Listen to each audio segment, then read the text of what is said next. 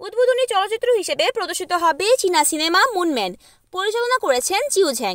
এছাড়া বাংলাদেশের 44টি চলচ্চিত্র সহ বিভিন্ন দেশের পূর্ণদৈর্ঘ্য ও স্বল্পদৈর্ঘ্য সিনেমা দেখানো হবে। বিভিন্ন ক্যাটাগরিতে পুরস্কার রয়েছে এবং দর্শকদের জন্য সবকিছু বিনামূল্যে উপভোগ্য। 12 ও 13 জানুয়ারি অনুষ্ঠিত হবে একাদশ আন্তর্জাতিক উইমেন ফিল্ম মেকার্স কনফারেন্স, যেখানে বিশেষ অতিথি হিসেবে থাকবেন বিভিন্ন দেশের বিশিষ্ট চলচ্চিত্র নির্মাতারা। অনুষ্ঠিত হবে মাস্টার ক্লাসও। উৎসবের সমাপন হবে 19 জানুয়ারি। প্রধান অতিথি হিসেবে থাকবেন সংস্কৃতি উপদেষ্টা মোস্তফা সরোয়ার ফারুকী এবং সমাপনী সিনেমা হিসেবে প্রদর্শিত হবে বলি। এই উৎসব শুধুমাত্র চলচ্চিত্র প্রদর্শনের জন্য নয়, বরং চলচ্চিত্র নির্মাতাদের সঙ্গে যোগাযোগের এবং নতুন চিন্তাধারা বিনিময়ের একটি গুরুত্বপূর্ণ প্ল্যাটফর্ম।